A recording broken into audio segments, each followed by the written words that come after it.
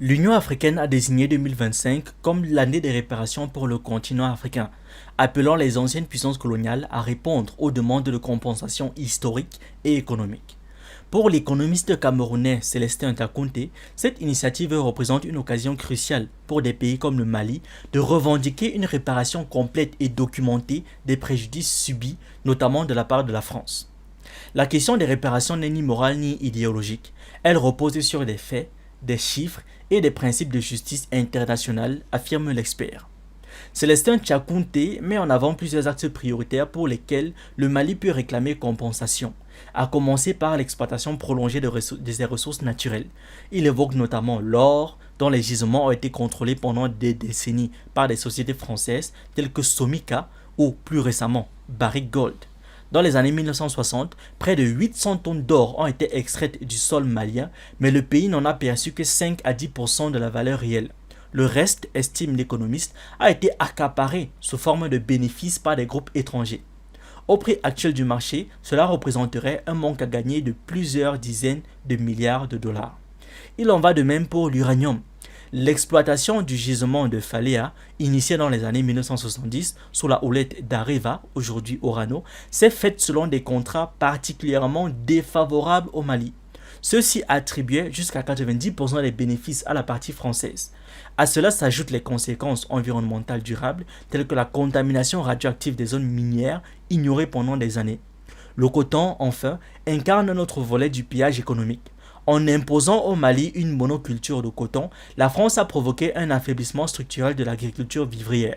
Le coton était acheté à des prix artificiellement bas par les sociétés françaises, puis revendu sur les marchés mondiaux à des prix multipliés par 5, voire 10. Selon l'économiste, une méthode rigoureuse permet d'estimer les compensations à réclamer. Il s'agit de réévaluer toutes les ressources extraites au prix actuel du marché, tout en y ajoutant un pourcentage correspondant aux profits perdus durant plusieurs décennies, ainsi qu'aux coûts sociaux et écologiques engendrés. Rien que pour l'or et l'uranium, le montant de la réparation pourrait ainsi se situer entre 50 et 100 milliards de dollars. Mais au-delà de ces chiffres, Célestin Tchakounté insiste sur le retour indispensable des biens culturels maliens spoliés.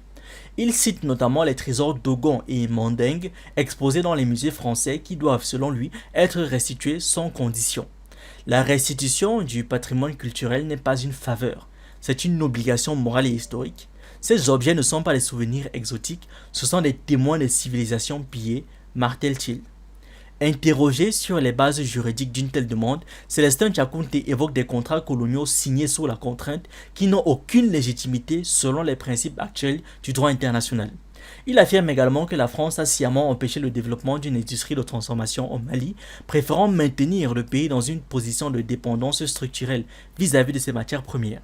Face à cette situation, l'expert considère que le Mali a plusieurs leviers à sa disposition. Il peut porter l'affaire devant la Cour internationale de justice ou devant les instances compétentes des Nations Unies afin de faire reconnaître ses droits.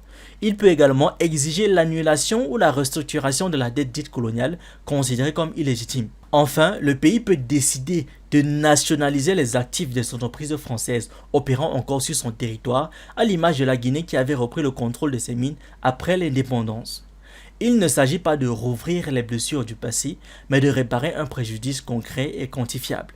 Les réparations ne sont pas un caprice politique, mais un principe de justice économique internationale, conclut l'économiste. Merci d'avoir regardé cette vidéo. N'oubliez pas de liker, de partager et de donner votre avis en commentaire. Vous pouvez aussi nous suivre sur nos différentes plateformes Facebook, YouTube, TikTok et surtout sur le réseau social africain Diba World, disponible sur Android et iOS. Pour ceux qui le souhaitent, vous pouvez aussi rejoindre notre communauté WhatsApp.